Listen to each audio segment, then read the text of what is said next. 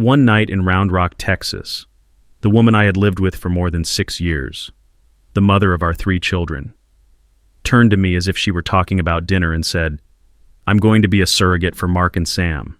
Everything's already set." Mark was her twin sister's husband. I thought I misheard, but I hadn't. Rachel had gone to a clinic in Dallas behind my back, used money from our joint account, started hormone injections. I wasn't asked. I wasn't told. I was just the husband, the last to know, after Mark already did. When I objected, she just shrugged. "It's my body. I'll do what I believe is right, whether you agree or not." That night I sat on the edge of our bed, staring at the woman who once called me her whole world. And I decided I wouldn't divorce quietly. I would let her feel the full weight of her decision, alone. Because if she chose to cut me out of this, then she'd have to learn how to live without me. What would you do if you were in my place? My name's Ethan Miller. I'm 38, a field technician for a telecom company here in Austin, Texas. I've never been rich, but I've always worked hard to keep a roof over my family's head. Rachel, my wife, was 35, a marketing manager at a mid-sized firm. Together we had 3 kids, our oldest, Luke, who just started first grade, and the twins, Chloe and Mason, barely 2 years old. We lived in a quiet neighborhood in Round Rock.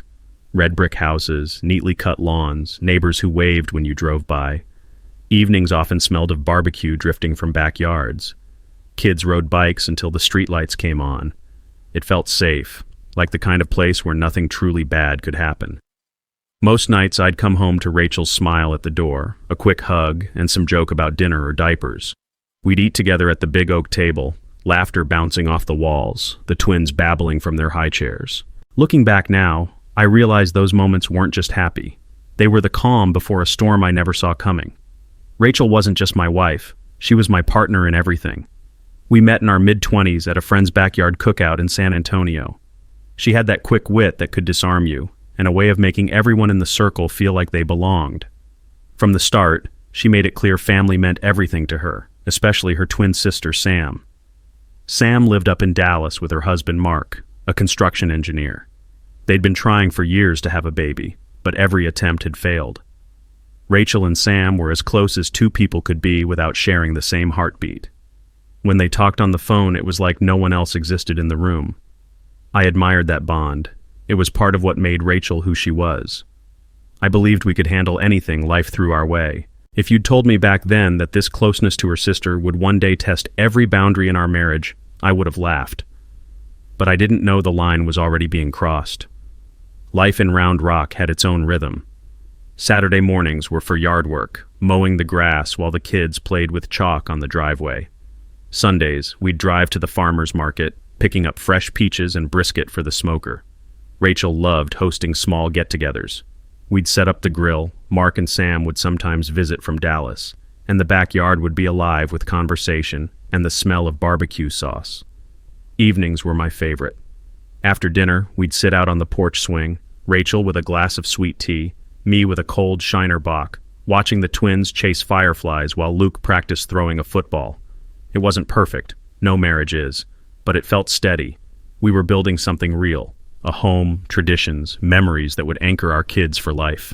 I thought that kind of foundation was unshakable, but storms don't announce themselves. They build quietly on the horizon while you're busy laughing, grilling, and believing tomorrow will look just like today.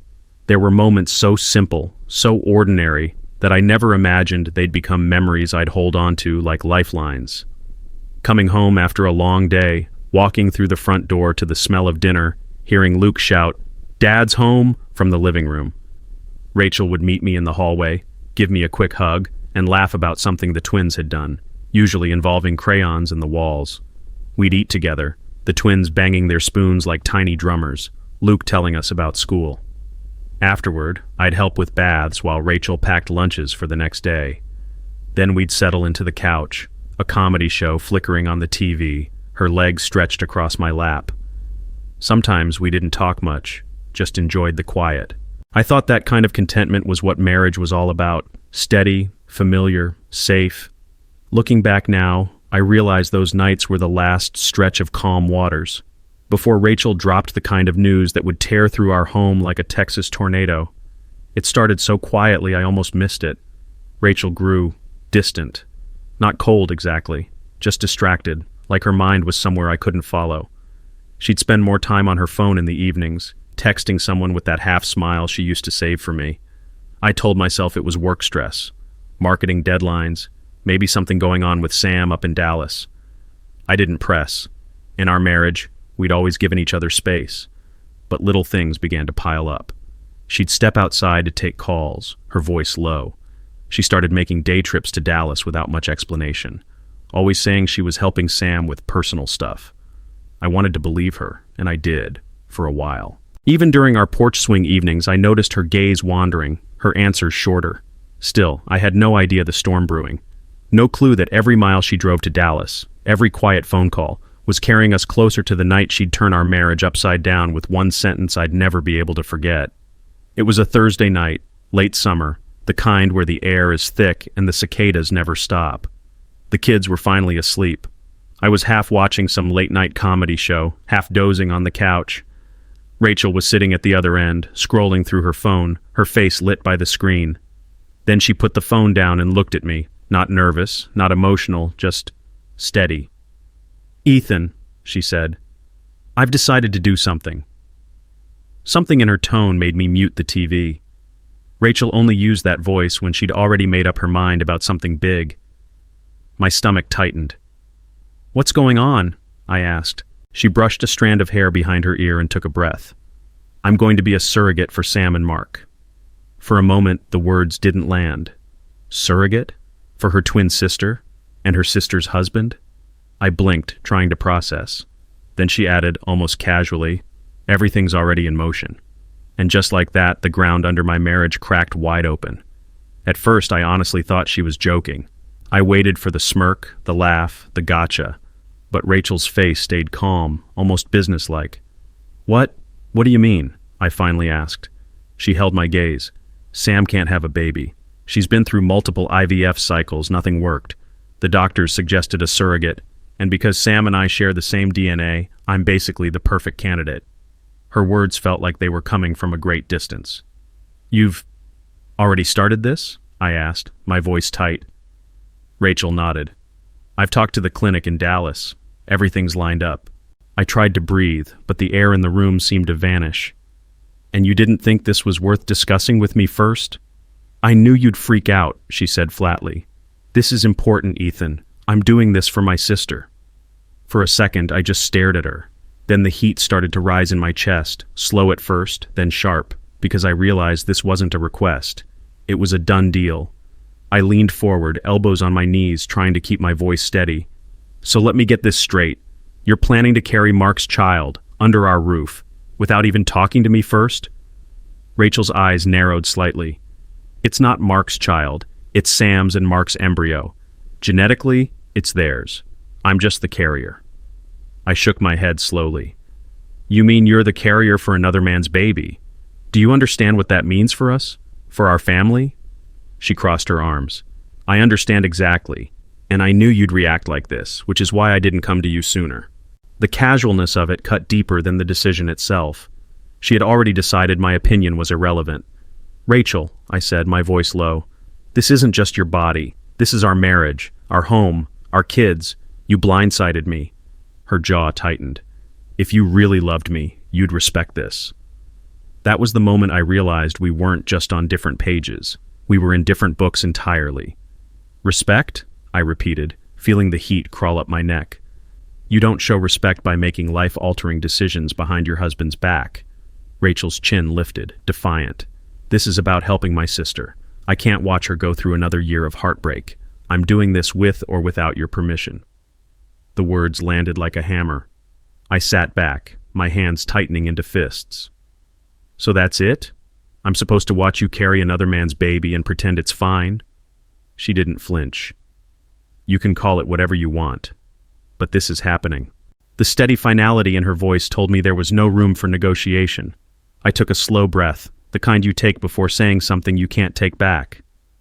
"If you go through with this, Rachel, it's going to tear us apart." She stared at me for a long second, then stepped past me toward the hallway. "Then maybe we're not as strong as I thought." Her footsteps faded. but the echo of those words stayed, heavy as stone in my chest. I sat there long after she'd gone, the muted glow of the TV flickering against the walls. My hands were still clenched, my heartbeat a steady thud in my ears. This wasn't just a disagreement. This was a fracture running straight through the middle of our marriage. Over the next few days, the air in the house changed. It wasn't shouting matches or slammed doors. It was worse. The silence. We moved around each other like strangers, speaking only about the kids or the most basic necessities. Rachel spoke openly on the phone about doctor's appointments, hormone injections, embryo transfers, as if I weren't sitting 10 feet away, as if I didn't exist in this part of her life anymore. One evening, I opened the fridge and saw a white box labeled fertility medications. Inside were vials, syringes, instructions. I set it on the counter, waiting for her to notice. When she walked in, she didn't even look up from her phone. They came early. I need to start treatments this week. No apology, no hesitation. Just a woman moving forward, with or without me. I stared at the box on the counter, then back at her. You didn't think this warranted another conversation? Rachel finally looked up, her expression flat. We're past conversations, Ethan. I told you I'm doing this. I'm moving forward. Her words hit like ice water down my spine. You're ignoring my feelings. You don't care that you're pushing me away, do you? She rolled her eyes. Stop being melodramatic. It's 9 months, then I hand the baby over to Sam and Mark. It's not like I'm replacing our kids. I'm helping my sister. I felt my voice go cold. You can rationalize it however you want, but if you do this, I promise you, I'm not staying in this marriage. Her gaze hardened. You're free to leave if your pride can't handle my decision. Pride? I shook my head. This has nothing to do with pride. This is about partnership.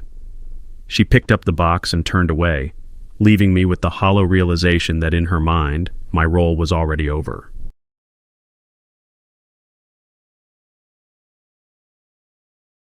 I stood in the kitchen, watching her walk away with that box like it was nothing more than groceries. Something inside me snapped, not in rage, but in certainty. Rachel, I called after her, my voice steady. If you think I'm just going to stand by while you carry Mark's child in this house, you're wrong. I told you what would happen. She stopped in the doorway, shoulders stiff. And I told you, Ethan, I'm doing this. Nothing you say will change my mind. I could feel the last thread of connection between us fraying. Then I'm contacting a lawyer. She turned slowly, her eyes flashing. Unbelievable. You'd throw away 6 years of marriage over this? I stepped closer. No, Rachel. You did that the moment you decided my opinion didn't matter. She didn't answer, just walked down the hall, disappearing into the guest room. That night, as I lay in bed, I knew there was no going back. This wasn't a fight we could patch up. This was the start of the end. The next morning, we moved around the house like ghosts. She stayed in the guest room most nights, claiming she needed space to rest. I stayed in the master bedroom with the kids' rooms just down the hall. We kept our words to a minimum, short, clipped exchanges about school drop-offs, grocery lists, bills. Everything else was silence. But the surrogacy talk never stopped. Rachel would sit at the kitchen table with her laptop open, video chatting with Sam or the clinic, discussing embryo transfer dates and hormone schedules like it was a wedding she was planning. I'd pass through the room and feel the heat rise in my chest. Not from jealousy, though maybe a little, but from the sheer audacity of her acting as if I wasn't part of the equation at all. 2 evenings later, I came home from work and found another package from the fertility clinic sitting on our porch. She'd already opened it. Vials, syringes, instructions spread across the counter. When she saw me looking, she just said, "It's almost time." No smile, no remorse. Just a statement of fact, like we were business partners in a deal I never signed. I stood there, staring at the counter. The sight of those syringes made my stomach knot. "Rachel," I said slowly, "I need you to understand something. If you go through with this, I'm not going to be here for you. Not during the pregnancy. Not after." She kept sorting through the supplies, not even glancing up. "You've made that clear." "I'm serious," I pressed. "Don't expect me to hold your hand through doctor's visits or run to the store for your cravings. You're choosing to do this without me, so you can live with the consequences without me." That finally made her look at me. Her eyes were sharp. You really think punishing me is going to change anything? This is happening. I shook my head. No, Rachel. I'm not trying to change your mind. I'm making sure you know exactly what to expect. She gave a short, humorless laugh, turned away, and slid the vials back into the box. The sound of that cardboard lid closing felt like the last nail sealing off whatever marriage we'd had left. 2 days later, I sat in my truck outside a law office in downtown Austin, staring at the sign on the glass door. I'd rehearsed the decision in my head 100 times, but stepping inside made it real. The lawyer, a calm man in his 50s, listened without interrupting as I laid it all out, how Rachel had started the surrogacy process behind my back, used our joint funds, and shut me out entirely. When I finished, he leaned back in his chair. "You have grounds," he said. "Texas requires a 1-year separation before the divorce is finalized, but we can start the process immediately." By the time I walked out with the paperwork in my hand, the weight of the decision pressed hard on my chest. This wasn't just about ending a marriage, it was about drawing a line I couldn't uncross. That night, I told Rachel. She stood in the living room, arms folded, eyes blazing. "So you just ran to a lawyer? You think this scares me?" "No," I said evenly. "I'm not trying to scare you. I'm telling you I'm done." Rachel's voice dropped to a sharp whisper, like she didn't want the kids to hear from the other room. "You're overreacting. We can fix this if you just accept what I'm doing." I stepped closer, keeping my tone low but firm. "You're not hearing me. There's no fixing this. You made a choice without me. You spent our money without asking. You didn't just cross a line, Rachel. You burned it." Her eyes glistened, but not with sadness. They were tears of anger. "I didn't think it would come to divorce. God, you're so cold." I gave a short, bitter laugh. "Maybe I am now, but I wasn't cold when I asked you to talk to me before making this decision. You turned me into this." She opened her mouth, then shut it hard, as if anything she said might make things worse. Finally, she spun on her heel and walked upstairs. I stood in the hallway, pulse pounding, wishing this was just a nightmare I'd wake from. But the truth was, this was only the beginning. Texas law meant we couldn't finalize the divorce for a year, and in that time, Rachel refused to move out. She claimed she had nowhere else to go, that the kids needed stability, and that she might require bed rest later in the pregnancy. I didn't want to uproot our children either, so I agreed, if you could call it that.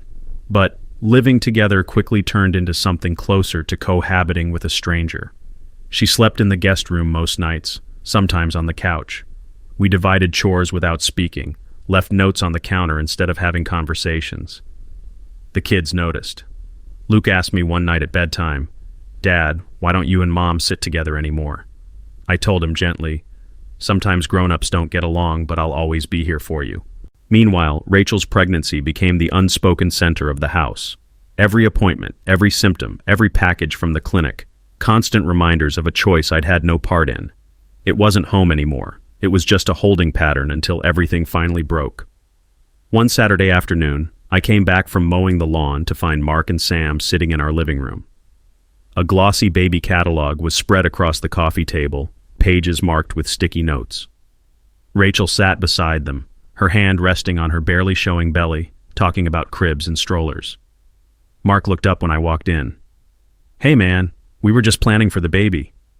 I stood there, sweaty from the Texas heat, staring at them in my house like they owned the place. "Why can't you buy all this for your own home?" I asked flatly. Sam crossed her arms. "We just thought it'd be good for Rachel to have what she needs here while she's pregnant." I cut her off. "Don't treat my home like it's your personal baby headquarters." Rachel's cheeks flushed. "You're being unreasonable." "No," I said, my jaw tightening. "Maybe you should show me the same respect you're bending over backwards to give them." The silence that followed was thick enough to choke on. Kevin, no, Mark, shifted uncomfortably in his seat, glancing at Sam as if to say, "Let's just leave." But Sam wasn't moving. She looked at me with that steely twin-sister stare. "It's not like we enjoy being here, Ethan. We're just trying to make this as painless for Rachel as possible." My anger flared hot. Painless? For Rachel? This stopped being about family the moment you two and Rachel decided this behind my back. Mark finally stood, holding up his hands. "Look, man, I get this is awkward. Awkward doesn't cover it," I snapped. "If you're so concerned, then set up a comfortable space in your own house. Buy every item in that catalog. But don't make my home your staging area. Rachel's voice cut through the room sharp. You can't ban them from the house. This is my home too. I looked right at her. You should have thought about that before you invited them into something that was never my choice. Sam's lips pressed thin. Finally, she grabbed Mark's arm. Let's go. The front door closed, but the heat they left behind stayed. After that day, the air in our home felt heavier. Rachel moved through the rooms with a kind of deliberate defiance, as if every step was a reminder that this was her house too. I, in turn, stopped making any effort to soften the edges between us. The kids felt it. Dinner became quieter. Luke would keep his head down over his plate, while the twins babbled, unaware of the tension. Rachel and I spoke only to coordinate schedules. Drop-offs, pickups, bills. She still took calls from Sam in the kitchen, her voice low but not low enough. I'd hear phrases like the next ultrasound or Mark's excited and feel my chest tighten. One evening, I came home to find her on the porch swing, sipping iced tea like nothing was wrong. A stack of baby magazines sat beside her. She didn't even glance up as I walked past. It was clear now. We weren't just sharing a roof. We were living in two separate worlds that happened to occupy the same square footage, and the wall between them was getting higher every day. As Rachel's pregnancy progressed, the requests started. Small at first. Could you grab me some water? Or, can you pick up prenatal vitamins on your way home? I said no every time. One evening, she cornered me in the hallway, her hand resting on the curve of her stomach. Ethan, my back's killing me. Could you get me a pillow from the couch? I didn't even slow my step. Ask Mark. He's the father of the baby you're carrying. She followed me, her voice rising. What kind of man refuses to help the mother of his children? I stopped and turned to face her. You're not carrying my child, Rachel. You made sure of that. Don't expect me to play the supportive husband while you carry another man's baby. Her eyes flashed, but I walked away before she could answer. I wasn't being petty. I was keeping my promise. If she cut me out of the decision, she could live with every consequence without me. And I meant every consequence. It didn't take long for Rachel's family to get involved. First came the phone calls from her mother. Ethan, I can't believe how selfish you're being. Rachel is doing a wonderful, selfless act for her sister, and you're punishing her for it? I kept my voice cold. Maybe ask your daughter why she did it without telling me. I owe her no support for a child that isn't mine. Then her father called, his tone more threatening. Young man, you're heading down a dark path. If you don't step up and help her, you'll regret it. I actually smirked at the phone. I already regret trusting her with my marriage. Good luck with your threats. They hung up on me, but I knew the message had spread. Rachel's side of the family saw me as the villain. It didn't matter. Let them think what they wanted. The court would see the facts. Rachel had made this choice alone, spent our money to do it, and shut me out completely. That was on her. And I had no intention of carrying the blame. The breaking point came one Friday evening. I pulled into the driveway and saw Rachel struggling up the porch steps with 3 grocery bags in each hand. She paused halfway, wincing, her belly now unmistakably showing. Ethan, can you help me? My back is killing me, she called out. I stood in the doorway, arms folded. Ask Mark or Sam. They're the reason you're pregnant. Her face flushed. I just spent hours at the hospital for checkups. I'm exhausted. I'm still your wife, whether you like it or not. I snorted. Not for long, and certainly not in spirit. You made that clear. She pushed past me, muttering under her breath. A can slipped from one of the bags and rolled across the porch. I didn't move to pick it up. By the time she dumped the bags on the kitchen counter, her forearm was bruised from the strain. She glared at me. You can't keep punishing me like this. I shook my head. I'm not punishing you, Rachel. I'm just refusing to play the role you threw away.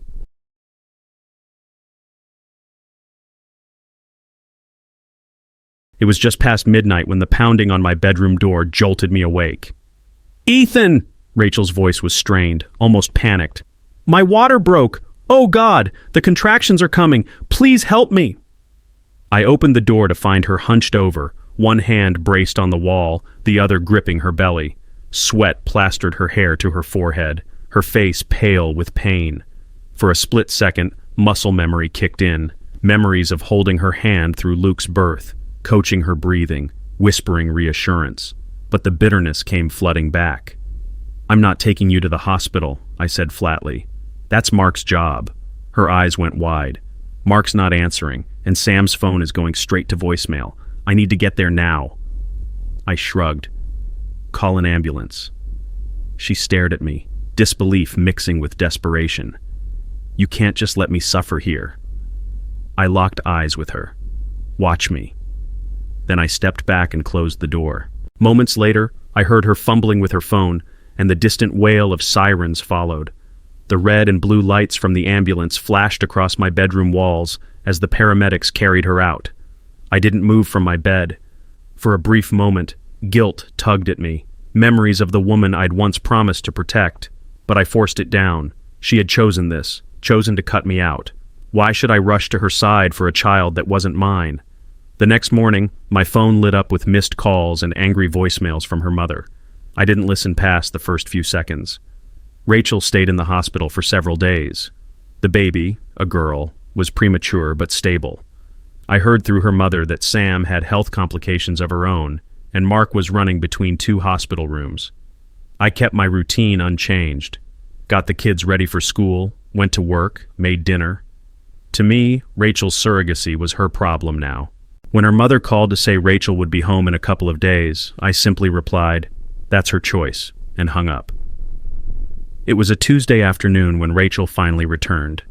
I was in the living room, reading, when the front door opened. She stepped inside, pale and exhausted, carrying a newborn in a portable car seat. She set the carrier gently on the floor and sank onto the couch with a long exhale. The baby stirred, letting out a soft cry. I stared at the infant, a tiny pink-fleshed reminder of the surrogacy that had destroyed our marriage. "Why are you here with the baby?" I asked, my voice clipped. "Shouldn't she be with Sam?" Rachel closed her eyes briefly. "Sam's still in the hospital recovering. Mark's overwhelmed. They asked me to keep her for a few weeks." I scoffed. "They asked? Or you volunteered?" Her gaze sharpened. "Does it matter? I can't abandon her. She's helpless." "You should have thought about that before you decided to be a surrogate," I said. "But let's be clear, I'm not lifting a finger. If you're too tired to handle the crying, that's your problem." A tear slid down her cheek, but she said nothing. I turned back to my book. The nights turned into a constant cycle of crying, feeding, and more crying. The baby's wails echoed through the hallway, seeping under my bedroom door, breaking what little peace the house still had. Rachel shuffled around like a ghost, dark circles under her eyes, hair pulled back in a messy knot. Sometimes in the dead of night she'd knock on my door. One night her voice was raw. "Ethan, please, I just need half an hour to lie down. The baby's been screaming for hours." I leaned against the doorframe, arms crossed. "Call Mark, or your mother, not my problem." Her lips trembled, tears spilling over. "She's innocent. She didn't ask for any of this." I didn't flinch. Neither did I. She turned away, shoulders shaking, and disappeared down the hall. The baby's cries followed her like a shadow. A flicker of pity tried to push through my resolve, but I crushed it. She'd made her choice, and now she was living with it, exactly as I said she would. Rachel's parents began showing up more often, armed with disapproving stares and unsolicited lectures. Her mother would wag a finger in my face the moment she stepped inside. "You're a monster, Ethan. Rachel just gave birth, and you're leaving her to fend for herself." Her father preferred intimidation. Cornering me in the kitchen, he'd growl, "You should be ashamed. She's postpartum. She needs rest. You can't just abandon her." I'd look him straight in the eye. She should have thought of that before ignoring my boundaries. Let Mark handle the baby, or let your family handle it. This isn't mine. They'd stomp off, muttering under their breath, but they kept coming back, trying to guilt me into stepping in. It didn't work. The more they pushed, the more I held my ground. Let them believe I was heartless. I knew the truth. Rachel had gambled with our marriage, with my trust, and she'd lost. The crying in the house wasn't my burden. The judgment from her family wasn't my problem. This was her mess to clean up, and I wasn't picking up the broom. While Rachel's family wasted their breath trying to shame me, I was quietly preparing for the only confrontation that mattered, the one in court. I started documenting everything. Dates, times, the cost of every surrogacy-related purchase I could trace. I pulled bank statements, highlighting the charges from the Dallas clinic. I even had proof of her forging my signature on withdrawal forms. My lawyer was meticulous. "This isn't about emotion," he told me. "It's about facts. She made a unilateral decision, used marital funds without consent, and involved a child that isn't yours. The court will see that. Meanwhile, Rachel seemed oblivious, still talking to Sam about baby milestones and acting as if the outcome of our marriage was undecided. At night, I'd sit at the dining table after the kids were in bed, organizing files while the baby's cries echoed from the guest room. Every paper I added to the stack was another brick in the wall I was building, a wall that would keep Rachel and her choices far away from my life once and for all. About 2 weeks after she brought the baby home, Rachel cornered me in the living room. The infant was asleep in a bassinet beside her. "Ethan, I need some financial help," she said bluntly. I closed my laptop. "For what exactly?" She folded her arms. "My doctor says I should be focusing on postpartum recovery, not rushing back to work. I need help covering expenses. Food, bills, the kids when they're with me." "When we're divorced," I said evenly. "I'll pay child support for our kids. But I'm not giving you spousal support." Her eyes flashed. "I deserve some security. I sacrificed my body and my comfort for my sister." I leaned forward. "Not for me. That's the difference." Her voice trembled. "You're unbelievably cruel. You don't care that I'm struggling with postpartum depression?" "I care about our children," I said. "Not about a baby that isn't mine, or the consequences you invited into your life." She turned away, shoulders tense, and muttered, "You'll regret this." I didn't answer. I'd heard it before, and I didn't believe it. The week before our final court date, Rachel began packing. Boxes cluttered the hallway. Her suitcase stood by the front door. The baby carrier rested beside it, tiny pink blankets folded neatly inside. Luke and the twins wandered in and out, confused. "Is Mom leaving for good?" Luke asked me quietly. I told him she'd still see them, but they nodded with downcast eyes. That afternoon, Rachel stood in the foyer, eyes rimmed red. "Ethan, I'm asking you one last time. Don't finalize the divorce. I can find a way to fix things." I felt a tug in my chest, but I let it pass. The only way to fix this would be to go back in time. You can't undo what you did. A tear slipped down her cheek. "I never imagined I'd lose you. I just wanted to help Sam." I nodded. "And you did. You just torched our marriage in the process." She swallowed hard, picked up the carrier, and walked out. The door closed with a soft click that echoed through the empty house. For the first time in months, I felt relief. 2 weeks later, we sat on opposite sides of a polished wooden table in a Travis County courtroom. Rachel had her lawyer beside her. I had mine. Behind us, Mark and Sam sat in the gallery, wearing identical masks of tension. The judge, a stern-faced woman in her 60s, had already reviewed the case file. Rachel's lawyer began with a soft, almost tearful appeal, painting me as a cold, unfeeling husband who abandoned his wife during pregnancy. When it was our turn, my lawyer presented the timeline in meticulous detail: Rachel's unilateral decision, the use of marital funds without consent, the forged signatures, the fact that the child was not biologically mine. I kept my eyes on the judge, not on Rachel. When the judge finally spoke, her tone was clipped. She called Rachel's actions a blatant disregard for marital partnership. She ruled that I had no financial or parental obligations to the baby, awarded me primary custody of our 3 children, and ordered Rachel to repay part of the misused funds. Rachel's face crumpled. Sam stared down at the floor. I just felt the weight begin to lift.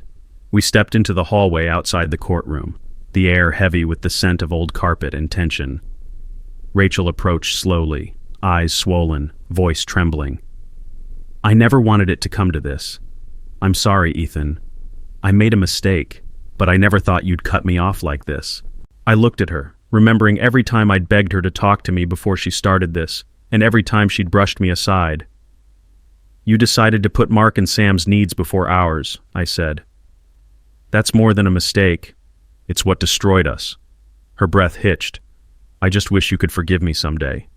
You forged my signature. You ignored me when I pleaded with you. Forgiveness doesn't come that cheap." Sam stepped closer, trying to place a hand on my arm. "She did it for me. Don't you see she's remorseful?" I pulled back. "You got what you wanted, Sam. That baby's yours now. You and Mark can support Rachel if you think she deserves it. I'm done." And with that, I walked away, leaving them both in silence.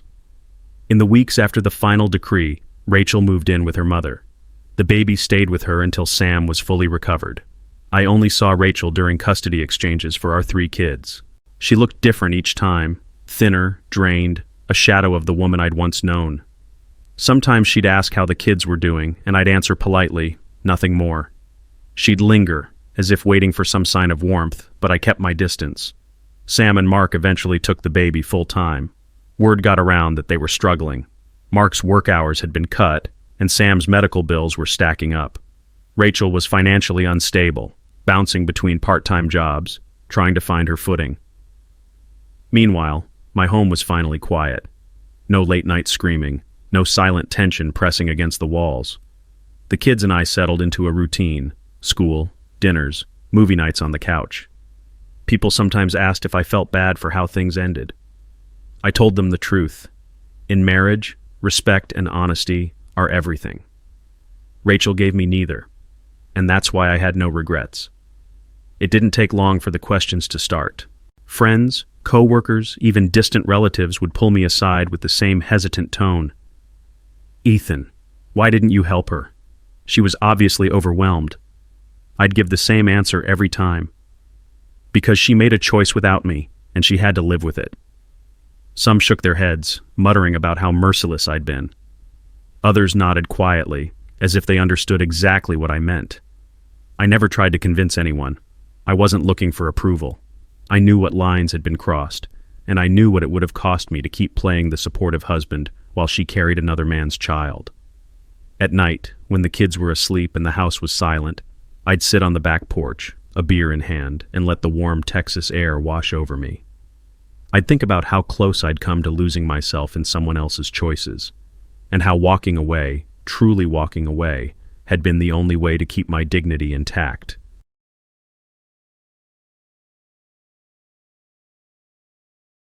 One Saturday morning, Luke was building a Lego tower in the living room while the twins colored on the floor. Out of nowhere, Luke looked up and asked, "Dad, do you still love Mom?" The question hit harder than I expected. I set down my coffee, knelt beside him, and chose my words carefully. "I care about her because she's your mom, but sometimes grown-ups make choices that break trust, and when that happens, things change." He seemed to think about that for a second, then went back to his Legos. Kids have a way of accepting simple truths without overcomplicating them. Later that day, I took all 3 to the park. We threw a football, ate ice cream from the food truck, and walked home under a sunset streaked with orange and pink. In that moment, I knew what I wanted them to remember. Not the fights, not the tension, but the fact that I stayed, that I showed up for them, even when everything else was falling apart. That was the kind of legacy I could live with. By the time a full year had passed since Rachel first dropped her bombshell, life looked completely different. The divorce was long behind me. The kids and I had carved out a calm, steady rhythm. School mornings without tension, weekends filled with soccer games and pancake breakfasts. Rachel drifted in and out of their lives. She'd show up for her scheduled visitation, sometimes on time, sometimes late, always looking like the weight of the world was on her shoulders. Sam and Mark still had their baby, but from what I heard, it wasn't the happy ending they'd imagined. Medical bills piled high, arguments about money grew louder, and they rarely had time to help Rachel.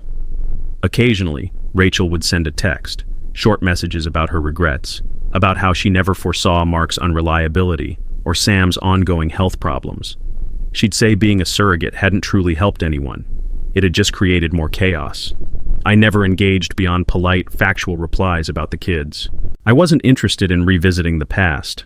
I'd already made peace with it. And peace, I'd learned, was priceless. Sometimes, people still ask the question, usually with a hint of judgment in their voice. "Ethan, don't you regret how harsh you were?" I'd answer without hesitation. No. Because my version of harsh was simply letting Rachel face the consequences she'd chosen. No screaming, no public humiliation, just stepping back and allowing reality to do its work. She had dealt the first blow when she betrayed my trust. My response was to give her exactly what she said she wanted: autonomy. No shared finances, no emotional support, no illusion that we'd weather the pregnancy together. And in the end, I got exactly what I needed: my freedom, my children, and a home no longer poisoned by resentment.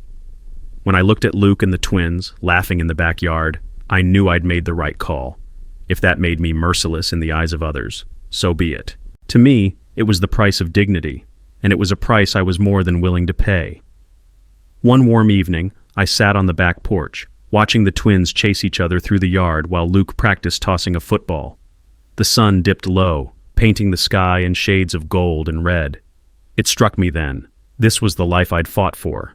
Not flashy, not perfect, but peaceful. No constant tension simmering beneath the surface. No unexpected storms from someone else's choices. Rachel's shadow still lingered in small ways. Shared custody meant we'd always have some overlap. But emotionally, that chapter was closed. When she texted, it was about pickup times or school events. No more pleas for forgiveness. No more rehashing the past. I realized I'd stopped waiting for an apology that would never mean enough. I didn't need it anymore. I took a slow sip of my beer, letting the quiet settle in around me. The storm had passed, and I was still standing, not just standing, but holding on to the one thing Rachel's choices couldn't take from me, a future that belonged entirely to me and my kids. It was a Saturday afternoon at the grocery store when I saw her. I was pushing a cart with the twins riding in the front and Luke trailing behind. Rachel was in the produce section, alone, holding a small basket. For a moment, we just stood there, 10 feet apart, the hum of the store filling the silence. She looked thinner, more tired, but her eyes softened when they met mine. "Hi, Ethan," she said quietly. I gave a polite nod. "Hey." She glanced at the kids, smiling faintly. "They've gotten so big." "They're doing great," I said, my tone even. There was a pause, like she wanted to say more, but thought better of it. Instead, she just murmured, "I'm glad." I didn't linger. "Take care, Rachel." As I walked away, I felt no sting, no ache, just the same calm I'd been building for months. Seeing her like that only reminded me of how far I'd come, and how some doors, once closed, don't ever need to be opened again. The first holiday season after the divorce was strange, but in the best way. No arguments about where to spend Thanksgiving, no passive-aggressive tension hanging over Christmas dinner. I had the kids for Thanksgiving that year. We stayed home, just the four of us. I smoked a turkey out back while Luke helped baste it, and the twins took turns taste-testing the mashed potatoes. We ate at the dining table with football playing softly in the background. Christmas was just as simple. I let the kids decorate the tree however they wanted, ornaments clumped together at toddler height, candy canes hanging sideways. We drank hot chocolate, watched old holiday movies, and fell asleep in the living room surrounded by wrapping paper. Rachel had her time with them afterward, and I didn't ask how it went. I didn't need to. My focus was on making sure my home, during my time, was filled with warmth and calm. The holidays had always been stressful before. Now, they were exactly what they were meant to be, peaceful, and I wasn't about to give that up. Months after the court ruling, word spread through our old circle of friends. Some sided with Rachel, swallowing her version of events without question. Others reached out to me privately, saying they'd heard enough to know there was more to the story. I didn't try to convince anyone. People will believe what they want, and I was done wasting energy on defending myself to those who'd already picked a side. But I did notice the ripple effect. A few friends admitted that Rachel's choices had made them think twice about their own marriages, about how important it is to talk through major decisions, about how fast trust can evaporate when one person decides their partner's voice doesn't matter.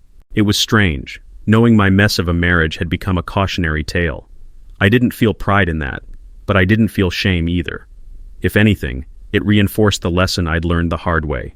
Trust is the foundation. Once you knock it out, the whole structure will fall, no matter how strong you thought it was. I didn't keep tabs on Sam and Mark, but in a town like ours, word had a way of finding me. A neighbor who knew one of their friends mentioned they were barely staying afloat. Mark's hours had been cut again, and Sam's medical issues hadn't gone away. The bills kept stacking up. Apparently the baby, their baby, was healthy, but they were running themselves ragged trying to manage everything else. I also heard they'd been leaning on Rachel more, asking her to help out when they couldn't. I didn't comment when people brought it up. It wasn't my business anymore. Still, I couldn't help but think about how this was supposed to be the selfless act that fixed everything for them. Instead, it had left wreckage scattered across 3 households. I didn't feel satisfaction in that, just confirmation. Confirmation that my boundaries had been necessary, that stepping back when I did wasn't cruel. It was survival. Some messes you can't clean up for people. Sometimes you just let them stand in the middle of it until they realize what caused the damage. Luke's 7th birthday fell on one of Rachel's visitation weekends, but she invited me to stop by for cake so we could both be there for him. I agreed, for Luke's sake, not hers. When I arrived at her mother's house, the living room was decorated with balloons and a lopsided banner. Luke ran to me, grinning, his hands sticky from frosting. The twins were chasing each other around the coffee table. Rachel handed me a slice of cake without making eye contact. "Thanks for coming," she said quietly. I nodded. "This is for the kids." Mark and Sam were there too, sitting off to the side with the baby, now a toddler, playing at their feet. I didn't say more than a curt hello. The whole time I kept my focus on Luke, helping him assemble his new Lego set while the others made small talk. When I left, Luke hugged me tight. That was all I needed. I walked out without looking back, knowing I'd done what mattered, showing up for my son without reopening doors I'd already closed. It was a rainy Tuesday evening when my phone lit up with Rachel's name. For a moment, I considered letting it go to voicemail, but curiosity got the better of me. Her voice was quieter than I remembered. "Ethan, I'm sorry to bother you. I'm struggling. Work's been slow, bills are piling up, and I don't know how much longer I can keep this up." I leaned back in my chair. "Rachel, if this is about money..." "It's not just that," she interrupted. "I'm tired. I feel like everything I did was for nothing." I stayed silent, letting her words hang. "I know I hurt you. I know I ruined what we had, but I didn't think it would turn out like this." When I finally spoke, my voice was steady. "I'm sorry you're going through that, but those were your choices, Rachel. I can't carry them for you."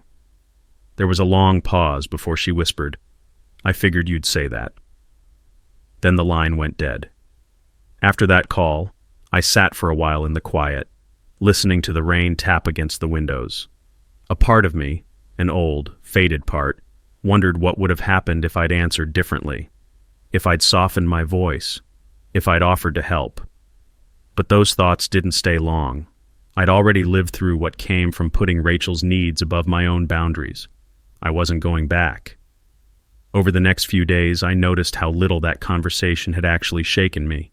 No sleepless nights, no lingering guilt, just clarity. Rachel's struggles were no longer mine to solve. That was the difference between who I was then and who I am now. I no longer lived in the what-ifs. I dealt with the what is. And what is that I have my kids, my peace, and my self-respect. Rachel has her choices, and we both live with the results. A few weeks later, the elementary school held its annual spring concert. Luke was singing with his class, and the twins were buzzing with excitement to see their big brother on stage. I got there early to grab good seats. A few minutes before it started, Rachel walked in. She spotted me and hesitated before sitting 2 rows back. When the music began, Luke's eyes searched the crowd until he found me. I smiled and gave him a thumbs up. He grinned and sang louder, like the whole gym was just for us. During intermission, Rachel approached. "He's really grown into himself," she said softly. "Yeah," I replied. "He's doing great." There was an awkward pause before she nodded and stepped away. No apologies, no attempts to rehash the past, just small talk about our son, and that was fine by me. We could share a space for the kids without pretending we were anything more. When Luke ran up after the show, I was the first one he hugged. That's the memory I kept. The rest faded into background noise.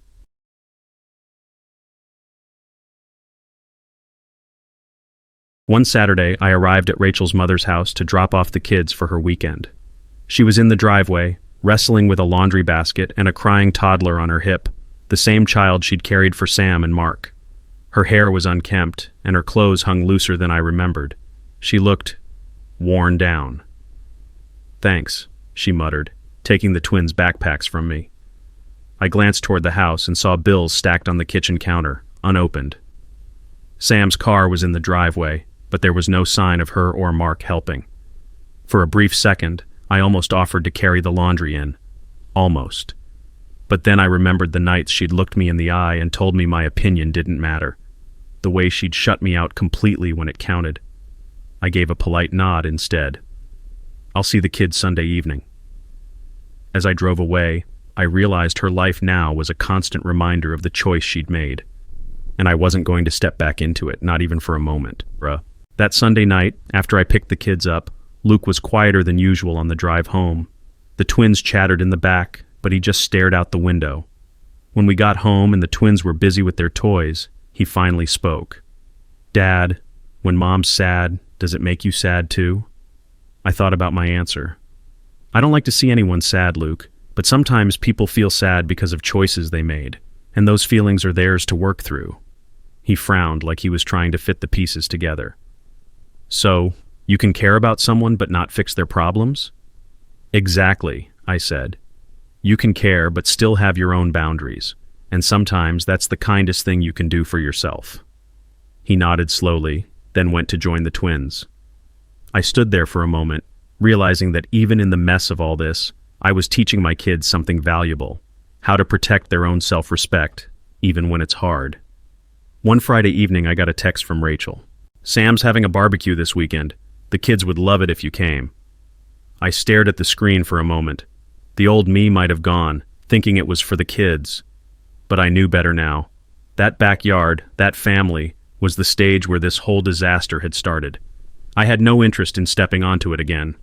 I typed back, "Thanks, but I'll pass. I'll make other plans with the kids when they're with me." A few minutes later, she replied with a simple, "Okay." No argument, no guilt trip, just acceptance. The next day, while they were at the barbecue, I took the quiet afternoon for myself. Fixed the fence, grilled a steak, sat in the shade with a cold beer. It felt good, choosing my own peace instead of walking back into old chaos. Some invitations aren't bridges, they're traps to the past. And I had no intention of crossing one just to prove I could be civil. I'd already found my civility in staying away. That summer was the first in years that felt normal. No whispered arguments in the kitchen, no sudden trips to Dallas, no late-night packages from fertility clinics showing up at the door. The kids and I made our own traditions. Friday nights were for homemade pizza, Luke handling the pepperoni while the twins fought over who got to sprinkle the cheese. Saturdays meant fishing at the lake or heading to the minor league ballpark for ice cream and baseball. Rachel had her time with them, and I didn't ask questions. Whatever was going on in her world, it stayed there. One evening, as the sun dipped low and the air smelled faintly of barbecue from the neighbor's yard, I realized I'd stopped bracing for the next conflict. My shoulders weren't tight all the time. My mind wasn't constantly rehearsing comebacks or defenses. For the first time in years, my life wasn't defined by her choices. It was defined by mine, and I planned to keep it that way. By late August, I started hearing bits of news about Sam and Mark again, always through someone else. Mark had taken on extra shifts at a warehouse, and Sam's health was still fragile. The toddler was hitting that stage where energy outweighed sleep, and they were exhausted. Rachel apparently was helping more and more with childcare for them, sometimes overnight, sometimes for days at a time. I didn't ask her about it. I didn't need to. The pattern was obvious. She'd stepped right back into the role that had started all of this, except now there was no marriage for her to risk. Part of me wondered if she saw it as penance, or if she simply couldn't let go of the idea that saving her sister was worth any cost. Either way, it wasn't my fight anymore. I'd stopped trying to understand her choices the day I realized they didn't have to affect me anymore. That was the beauty of distance. It gave you the freedom to care without being consumed. One Saturday morning, I ran into Rachel at the grocery store. I was in the produce aisle with the twins, debating between apples or grapes, when I heard her voice behind me. "Hey, didn't expect to see you here." She had the toddler in the cart seat, fidgeting with a set of plastic keys. There were dark circles under her eyes, and her cart was half full with diapers, formula, and discount frozen meals. We exchanged the usual small talk about the kids, Luke's new obsession with baseball cards, the twins learning to ride bikes. The conversation stayed surface level, polite but detached. When we parted ways, she gave a faint smile. "Take care, Ethan," I nodded. "You too." As I walked away, I caught myself glancing back. She looked smaller somehow, as if the weight of her choices had settled on her shoulders and wasn't going anywhere. It wasn't satisfaction I felt. It was something quieter.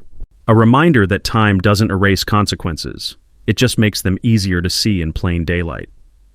That night, after the grocery trip, the twins were helping me put food away when Emma suddenly asked, "Dad, why doesn't Mom live with us anymore?" I paused, holding a bag of apples mid-air. Before I could answer, her brother Ben chimed in. "Yeah, and why is she always with Aunt Sam's baby?" I knelt down so I could look them both in the eye. "Mom made some choices a while ago that changed things between us. It's not because of you or anything you did. Sometimes grown-ups can't live together anymore, but they still love their kids." Emma frowned. "But you don't love her anymore?" I thought about it for a moment. "I'll always care about her because she's your mom, but loving someone doesn't always mean you can be with them."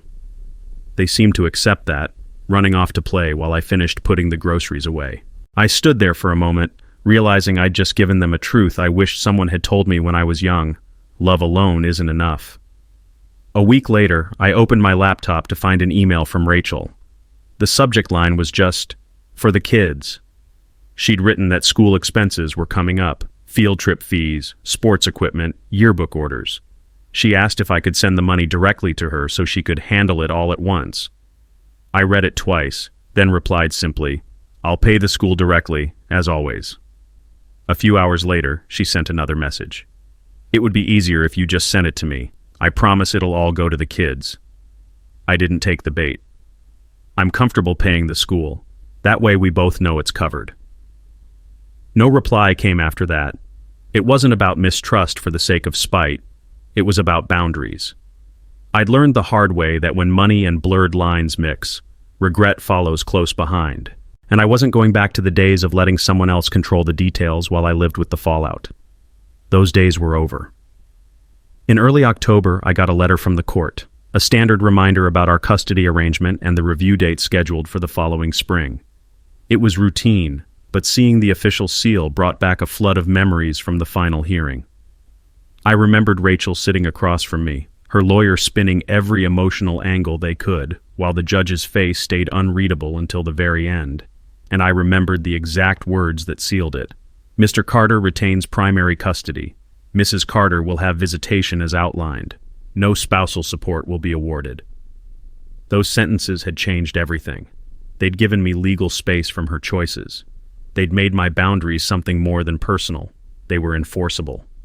As I folded the letter and set it aside, I felt a calm I hadn't known during the marriage. The court date next spring wasn't a threat or a looming storm. It was just a reminder that I'd fought for my peace, and won, and I planned on keeping it. One evening, my phone rang, and Sam's name lit up the screen. I hadn't spoken to her directly since the divorce.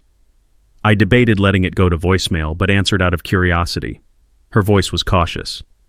"Ethan, I know we haven't talked, but I wanted to say thank you for letting Rachel help with the baby these past months." I almost laughed. "I didn't let her, Sam. She makes her own choices." She hesitated. "Right. I know it's been hard. And I wanted you to know I never meant for any of this to wreck your life." I took a slow breath. "Intentions don't erase outcomes, Sam. You got what you wanted. I lost what I had. That's the reality." There was silence on the other end before she muttered, "I guess you're right." We hung up without goodbyes. It wasn't anger I felt afterward, just a strange sense of finality. Like a chapter that had been stuck half open for years had finally clicked shut. That night, after Sam's call, I took a long drive with no destination, just the hum of the tires and the glow of streetlights stretching into the distance. The city was quiet, the kind of quiet you only notice when your own mind isn't buzzing with conflict. I passed the park where I used to take the kids on weekends, the diner Rachel and I once went to for late-night pie, the old movie theater that had been our first date spot. None of it hurt anymore. It was like looking at someone else's life through a window, familiar, but no longer mine. I realized somewhere along that drive that my revenge, if you could call it that, had never been about payback. It was about reclaiming myself. And I had. By the time I pulled into my driveway, the porch light was glowing, the house was still, and my kids were asleep inside. That was my life now. Quiet, stable, mine. And no one else got to make choices for it but me. Looking back, it wasn't the courtroom win, or the custody papers, or even watching Rachel face the fallout of her own decisions that gave me closure. It was this.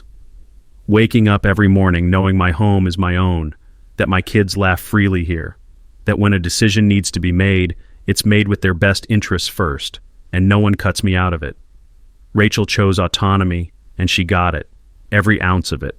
But autonomy without partnership is just isolation, and that's a lesson she's learning in real time. As for me, I learned that boundaries aren't walls. They're doors you lock when someone's proven they can't be trusted with the key. I don't wish her pain. I don't wish her well either. I simply wish her away from my peace. Because in the end, dignity isn't something you win from a fight. It's something you keep by refusing to lose yourself in someone else's chaos. And that's my payoff. Freedom, clarity, and a life that's finally mine again.